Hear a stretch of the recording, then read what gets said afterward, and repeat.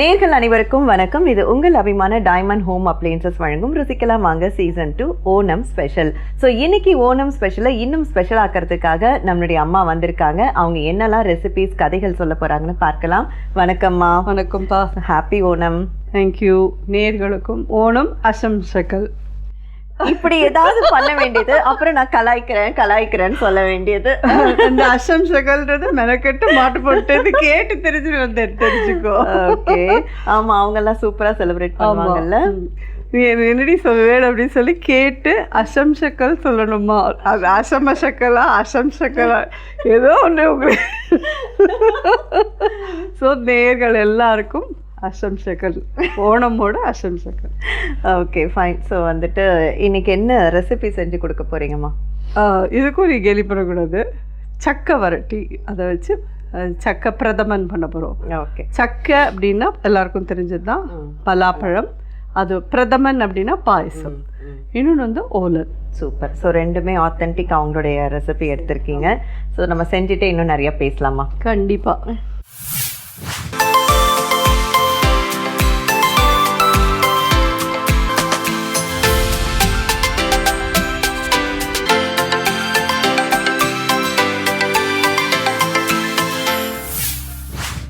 First வெல்லம் கரைச்சிக்கலாம்ப்பா.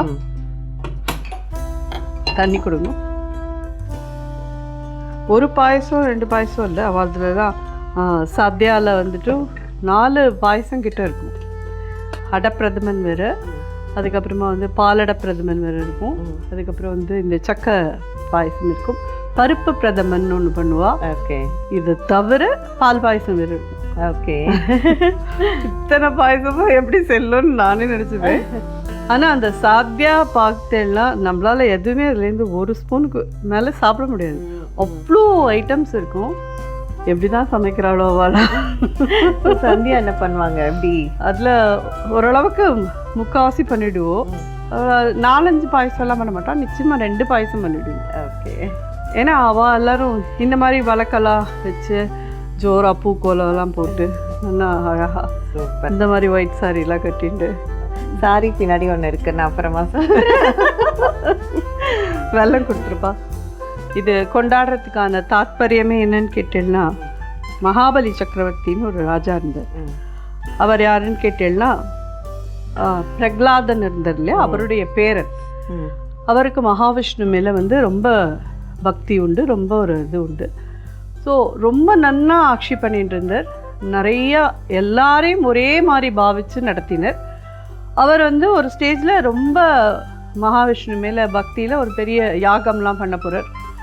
எல்லாருக்குமே வந்து யாரான ஒருத்தர் ரொம்ப பெரிய ஆளாக ஆகிட போகிறான்னா சுற்றி இருக்கிறவர்களுக்கெல்லாம் ஒரு பயம் வந்துடும்ல. அந்த மாதிரி இதில் தேவர்களுக்கெல்லாம் இவன் எங்கேயாவது ரொம்ப பெரிய ஆளாக ஆகிட போகிறான் அப்படின்ட்டு மகாவிஷ்ணுகிட்ட போய் சொல்லி நீங்கள் தான் அவனை ஆட்கொள்ளணும் அப்படின்னு சொல்லி அனுப்புகிறா. மகாவிஷ்ணு வந்து அப்போது வாமனராக அவதாரம் எடுத்துட்டு அவன்கிட்ட வந்து வந்திருக்கிறது மகாவிஷ்ணுன்னு இவனுக்கு தெரியறது. இருந்தாலும் அவர் வந்திருக்கிறது ஒரு பிராமண வேஷத்தில் வந்திருக்கார். என்ன வேணும் அப்படின்னு சொல்லி கேட்குறதே அவர் சொல்கிறார், என்னுடைய கால்களால் 3 அடி மண் வேணும் அப்படின்னு சொல்லி கேட்பார்.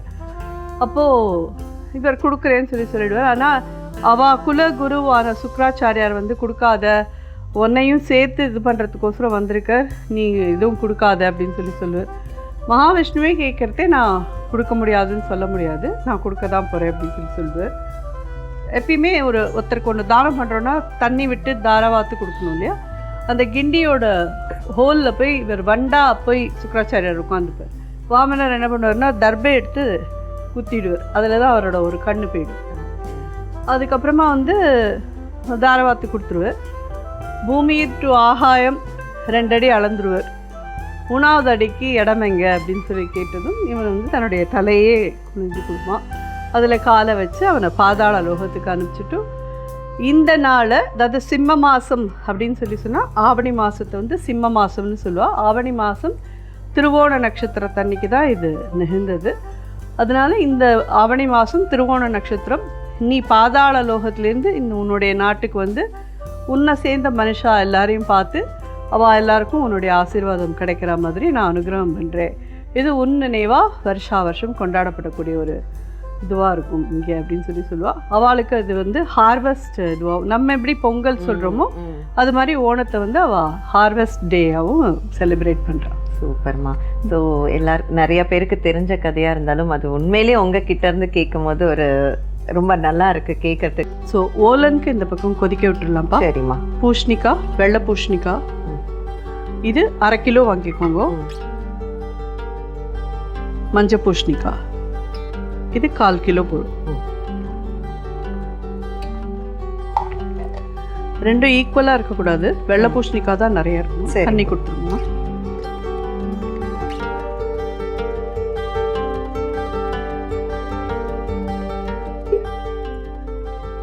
அதே மாதிரி இதில் வந்து இந்த காராமணி காய் சொல்லுவோம் இல்லையா, பச்சையாக நீளமாக இருக்கும், அது போடுவாங்க. அது இல்லைன்னா இந்த மாதிரி காராமணியை வேக வச்சு இதை இதில் ஆட் பண்ணிவிடுவோம். நல்லா இது ஒரு 2 hours கொதிக்கிற வெந்நீரில் ஊறினா போகிறோம். 2 விசில் கொடுத்தேனாலே இந்த மாதிரி வெந்துடும். சரிங்க. உப்புப்பா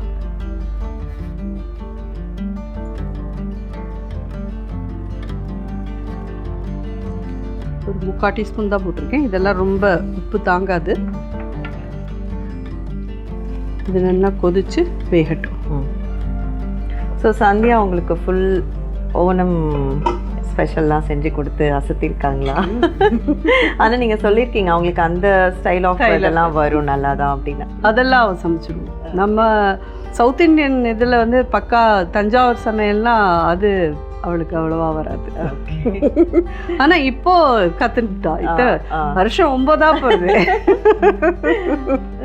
ஸோ இது வெள்ளம் நல்லா கொதிச்சு பச்சை வாசனை போயிடுத்துப்பா. இதை எடுத்து வச்சுக்கலாம்.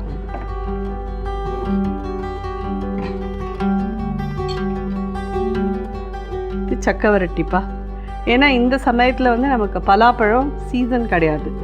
இது வந்து கடையில் இந்த மாதிரி பலாப்பழ அல்வானே கிடைக்கும். இதை வாங்கி நீங்கள் அழகாக பண்ணிடலாம்.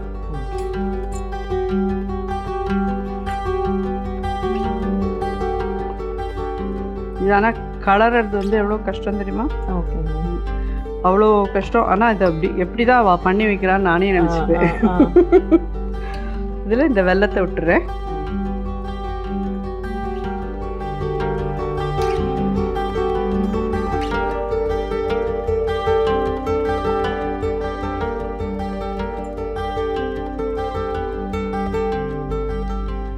ரெண்டுக்குமே நிறைய தேங்காய் பால் தான்.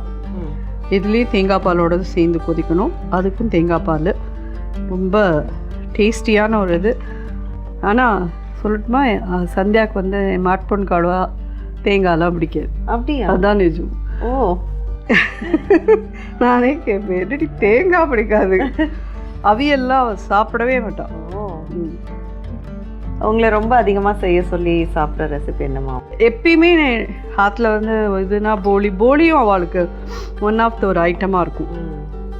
போலியில் வந்து கேரளாவில் இந்த இதில் சாத்தியாவில் என்ன பண்ணுவான்னா பால் பாயசத்தை வந்து போலி மேலே விட்டுட்டு சாப்பிடுவாங்க.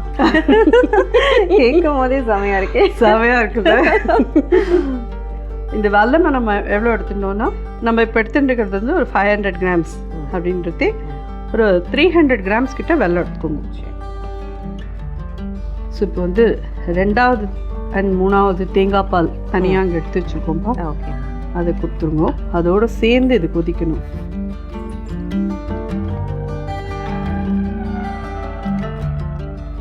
நல்லா ஒரு 5 to 10 minutes இது கொதிக்க விடுங்க. ஸோ இதில் இப்போது சுக்கு பொடி, ஏலக்காய் பொடி போடலாம்ப்பா. ஆக்சுவலி குருவாயூரில் அந்த கோவிலில் வந்து கேள்விப்பட்டிருக்கேளா என்னன்னு தெரியல, கேசவன் ஒரு யானை இருந்தது. நிறைய பேர் அங்கே வேண்டிட்டு இது நல்லா ஒரு 1 டீஸ்பூன் கிட்ட போட்டுருங்க. ஓகேம்மா. ஏலக்காய் பொடி ஒரு 1/2 டீஸ்பூன். அந்த கேசவன் யானை வந்து கொடுத்த அன்னிலேருந்தே குருவாயூரப்பன் கோவிலில் குருவாயூரப்பனை வந்து தூக்கிண்டு ஸ்ரீவேலி அப்படின்பா. ஸ்ரீவேலின்னா நமக்கு இங்கே புறப்பாடுன்னு சொல்கிறது வந்து அவளாம் ஸ்ரீவேலி அப்படின்னு சொல்லுவாள். அதில் வந்து மெயினாக அவருக்கு உற்சவம் நடக்கிறதெல்லாம் அங்கே இருக்கிற யானைகளுக்கெல்லாம் ரேஸ் வைப்பாள். அந்த ரேஸில் எந்த யானை ஃபஸ்ட்டு வருதோ அந்த யானை தான் குருவாயூரப்பனை 10 நாளைக்கும் தூக்கிட்டு ஸ்ரீவேலி வரணும் அப்படிங்கிறது அந்த கோவிலோட இது. இந்த யானை வந்து வருஷம் இதுதான் ஃபஸ்ட்டு வரும். அந்த கேசவன் யானை தான்.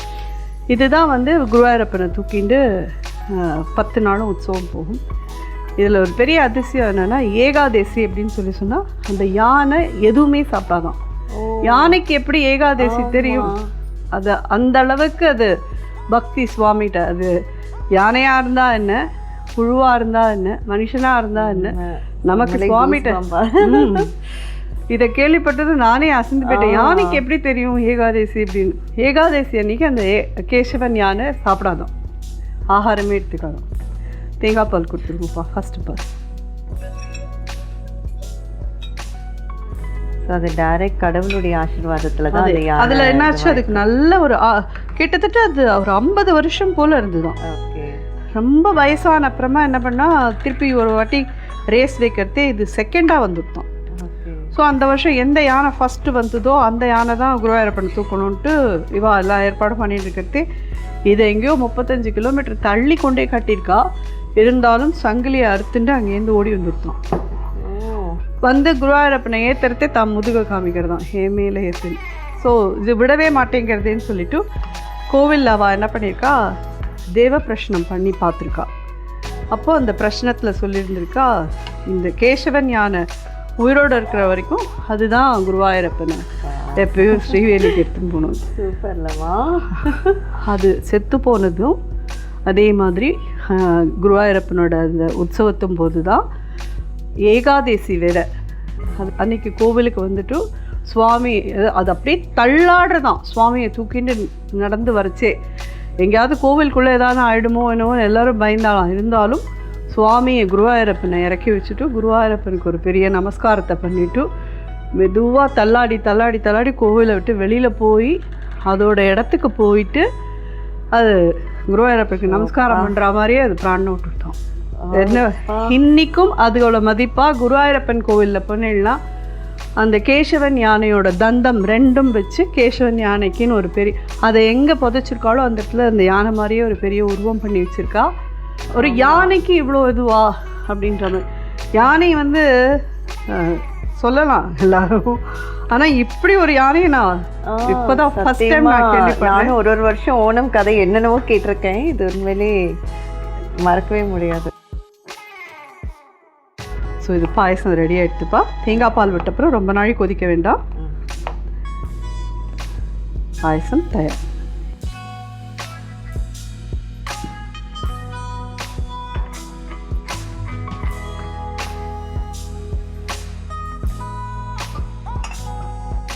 இது நல்லா வெந்துடுச்சுப்பா. தாளிச்சு கொட்டிட்டு இதுக்கு வந்துடலாம்.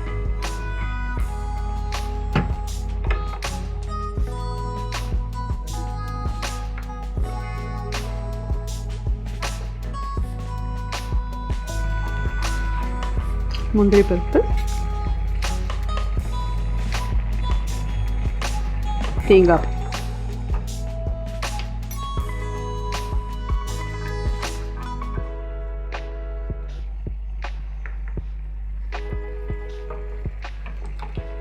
அதே மாதிரி அவளுக்கு இருக்கிற மாதிரி பக்தி. 2 வேளையும் ஸ்நானம் பண்ணிட்டு கோவிலுக்கு போய் சந்தனம் விட்டுண்டு சுவாமி தரிசனம் குழந்தையிலேருந்தே அதை பழக்கப்படுத்திடலாம். நம்ம குழந்தைகளுக்கெல்லாம் அந்த இதெல்லாம் தான் நம்ம சொல்லி தரணும்னு. இதை 10 நாள் அவள் செலிப்ரேட் பண்ணுவாள். 10 நாளும் அவளுக்கெல்லாம் யாரெல்லாம் கெஸ்ட்டு போனாலும் விதவிதமாக சத்யா கிடைக்கும் அவளுக்கு எல்லாருக்கும்.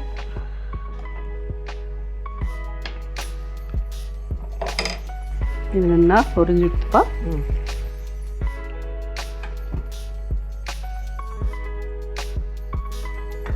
இதில் தேங்காய் பால் விட்டுருலாம்ப்பா. பச்சை மிளகா 4 பச்சை மிளகா என்ன ஸ்லிட் பண்ணி போட்டுருவோம்.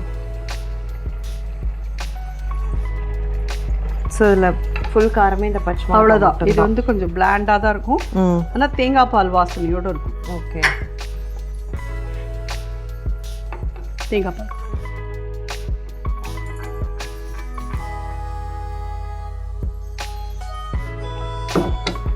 கருவேப்பிலை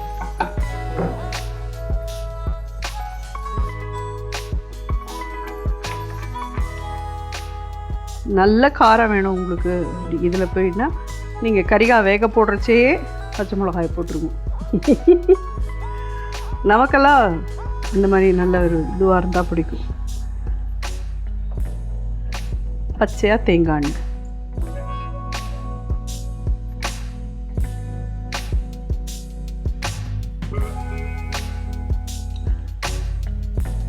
ஒரு 4 டீஸ்பூன் கிட்ட விட்டுருவோம்.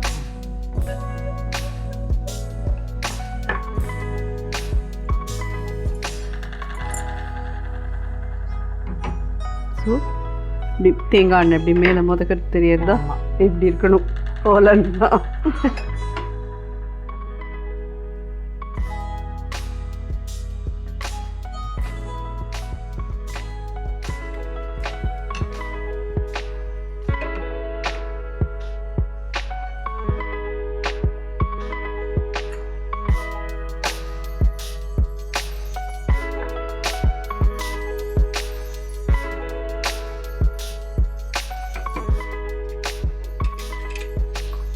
ஹாப்பி ஓணம்ப்பா. தேங்க்யூம்மா. ஹாப்பி ஓணம். சக்க பிரதமனும் ஓலனும் சாப்பிட்டு பார்ப்பேன். ஸோ அம்மா வந்து இன்னைக்கு உண்மையிலே சூப்பரான கதை வந்து சொன்னாங்க. அண்ட் நிச்சயமாக நம்ம யாருமே இனிமேல் வந்து இந்த யானை கதை அது வந்து மறக்கவே மாட்டோம். அண்ட் இதுக்கப்புறம் யார் குருவாயூர் போனாலும் கண்டிப்பாக அந்த கேசவ யானையுடைய இது வந்து ஆமாம் பார்க்கணுன்னு இருக்கும். அதே மாதிரி பிரசாதமும் சூப்பராக செஞ்சுருக்காங்க. எப்படி இருக்குன்னு பார்க்கலாம்.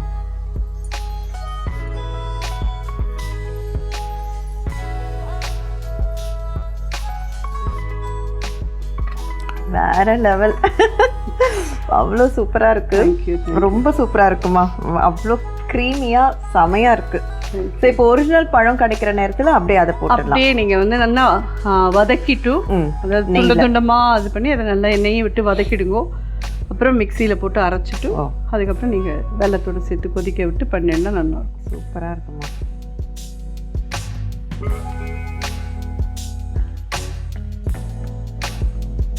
நமக்கேற்ற ஃபுட் இது. ஸோ அவ்வளோ அற்புதமாக இருக்குது.